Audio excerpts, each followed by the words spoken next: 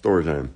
You know, in the penitentiary, somebody mess up something just like you do on the street. You know, you have a good thing going and somebody mess it up.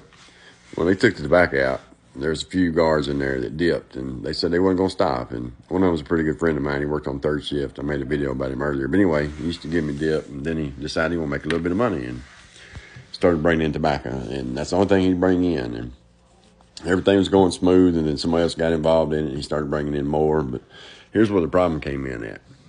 There was a dude that would ask him for his dipped dip so he could dry it out and smoke it.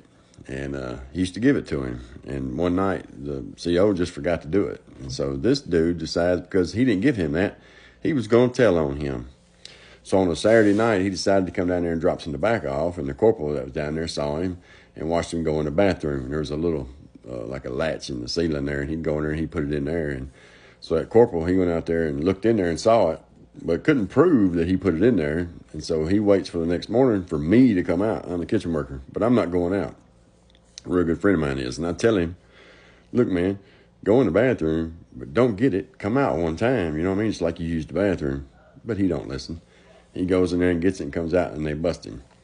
But again, they couldn't prove dude did anything. And so all he did is turn in a bunch of sick days in and got all that and got paid for time off. But all because he wouldn't give somebody his chewed dip. True story.